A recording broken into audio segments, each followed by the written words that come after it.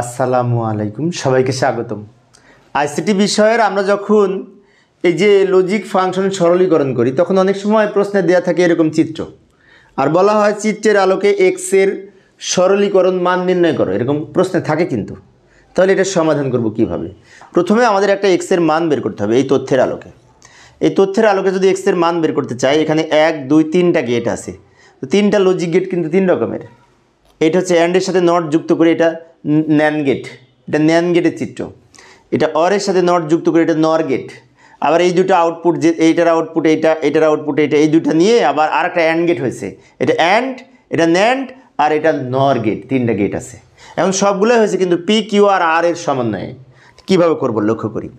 প্রথমে এই যে আউটপুটটা বের হবে, এই 3টা গুণ হবে, পি কিউ আর 3টা গুণ হয়ে তার উপরে নট যুক্ত হবে। তার মানে এই আউটপুটটা হবে পি কিউ আর গুণ করে তার উপরে নট। এই যে আমি দিয়ে দিলাম পি কিউ আর, প্রথমে গুণ, এইটার জন্য নট, এটা পেলাম।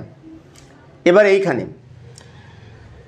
এইখানে আবার যোগ হয়েছে তার উপরে নট। এখন কোনটা যোগ হয়েছে? যে পি থেকে শুরু হয়ে এই লাইনটা এদিকে এসছে, কিউ থেকে শুরু হয়ে লাইনটা এদিকে এসছে, আর থেকে শুরু হয়ে লাইনটা এদিকে এসছে। তার মানে কি এই 3টা লাইন, এটাও কিন্তু পি কিউ আর 3টা যোগ হয়েছে, যোগের উপরে নট। তার মানে আমরা এখানে লিখতে পারি পি প্লাস কিউ প্লাস আর তার উপরে নট।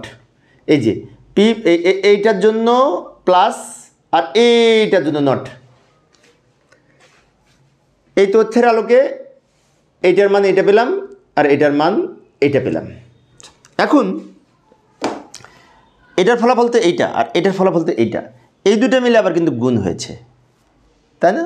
তাহলে আমরা এখন লিখতে পারি এইটা ইন্টু এইটা, এক্সের মান লিখতে পারি। কিন্তু এই যে এক্সের মান দ্রুত লিখে দিলাম সময় সেভ করার জন্য।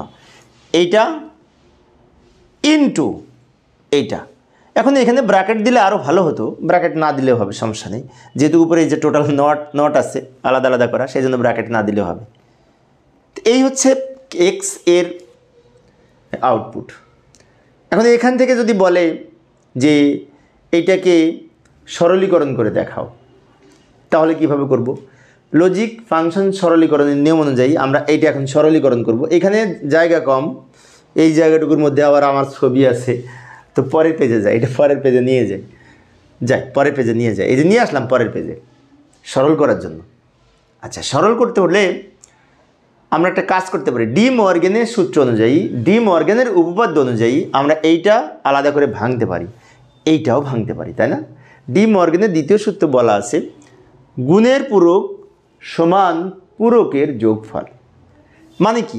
এই গুণের পরিবর্তে আমরা যদি প্লাস করি, পি প্লাস কিউ প্লাস আর করা যাবে, শর্ত হচ্ছে ওই প্লাসটা ভেঙে, এই নটটা ভেঙে উপরে পূরকটা ভেঙে 3 খণ্ড হবে। আবার ডি মর্গেনের 1 নম্বর উপপাদ্যে বলা আছে প্লাসের উপরে যদি নট থাকে, অর্থাৎ যোগের পূরক সমান পূরকের গুণফল। অর্থাৎ যোগের উপরে যদি পূরক থাকে, এই পূরকটাকে আলাদা আলাদা করা যাবে, শর্ত হচ্ছে প্লাসটা ইন্টু হবে। আচ্ছা, আমি করে দেখাচ্ছি। সমান দিলাম পি প্লাস কিউ প্লাস আর লিখব। পি, এই নটটা ভেঙে এখানে দিলাম, ইন্টুর পরিবর্তে প্লাস হলো Q nought plus R nought. এই যে এখানে তো ইন্টু ছিল, কিছু না থাকা মানে ইন্টু থাকা। তো ইন্টুর পরিবর্তে যদি প্লাস হয়, গুণের পরিবর্তে যদি প্লাস হয়, তাহলে ওই নটটা ভেঙে 3 খণ্ড হবে, এই পূরকটা ভেঙে 3 খণ্ড হবে।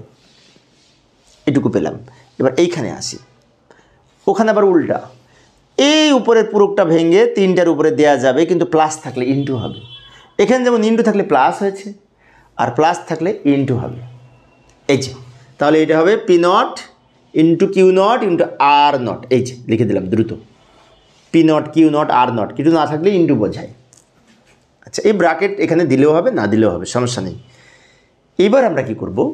এইবার এই যে P naught Q not R nought, এটা কিন্তু এই টোটালের উপর, মানে এইটার সাথেও এইটা আছে, এইটার সাথেও এইটা, আবার এইটার সাথেও এইটা। তার মানে কি আমরা পরের লাইনে এসে এইটার সাথে এটা গুণ করব, তারপর প্লাস দিব, আবার এইটার সাথে এটা গুণ করব, আবার প্লাস দিব, এইটার সাথে এটা গুণ করব, তাহলে ব্র্যাকেট উঠে যাবে। জাস্ট গুণ করব। এখন গুণ করার সময় এই একটা পি, এই একটা পি, তার 2টা পি হবে, তাই না? এই যে এইটা লিখলাম, পাশে পি কিউ একটা, পি নট একটা বেশি দিলাম, প্লাস এই প্লাস কিউ 2টা হবে, এই একটা কিউ এই একটা কিউ, তাই না? তা পাশাপাশি রাখবো আমরা। এই যে P naught Q not R naught, আর এই কিউ নটটায় কিউ নটের পাশে রেখেছি অঙ্ক করার সুবিধার্থে, প্লাস আবার এইটার সাথে যদি এটা গুণ করি তাহলে পি কিউ আর এর সাথে আর নট একটা অতিরিক্ত হবে এখানে। এই যে P naught Q not R nought, তার সাথে এটা আবার নতুন যুক্ত হয়েছে। এখন আমরা জানি পি নট গুণ করলে একটা পি নট হবে, যেমন এ ইন্টু এ সমান এ, অ্যান্ড অপারেশনের মৌলিক উপপাদ্যে বলা আছে। আবার Q nought into Q nought গুণ করলে একটা কিউ নট হবে, আর গুণ করলে একটা আর হবে, এটা তো আমরা জানি। তাহলে আমরা এখানে লিখতে পারি P naught Q not R nought, এখানেও লিখতে পারি P naught Q not R nought, এখানেও লিখতে পারি P naught Q not R nought. কারণ এখানে দুইটা কিউ এর পরিবর্তে একটা হবে, এখানে দুইটা আর এর পরিবর্তে একটা হবে, দুইটা পি এর পরিবর্তে একটা পি হবে। যাই পরের লাইনে যাই। এই যে তাহলে p naught Q not R naught plus, এখানেও p naught Q not R naught plus, এখানেও পি কিউ আর নট হবে, তাই না? আচ্ছা, ভালো কথা।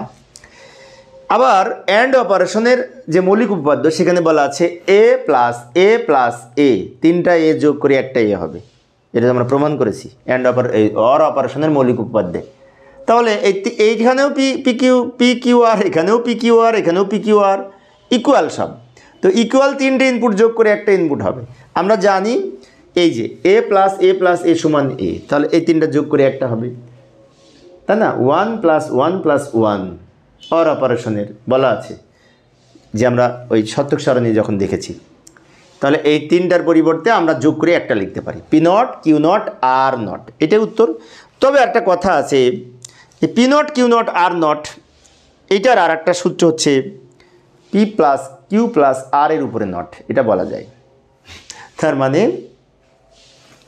এই মানটা এটা থেকে তো এটা পেয়েছিলাম, এখন এইটা উত্তর হলো না, তাহলে আমরা এটার পরিবর্তে আবার এইটা লিখতে পারি নিচে, না লিখলেও হয়। তো যাই হোক, এটা উত্তর। তো প্রিয় শিক্ষার্থী বন্ধুরা, এই ছিল আমার আজকের আলোচনার বিষয়। আমি শিক্ষার্থীদের অনুরোধে অল্প অল্প করে আলোচনা করি যাতে শিক্ষার্থীরা বোরিং ফিল না করে। পরের ক্লাসটি দেখার আমন্ত্রণ রইল। খোদা হাফেজ।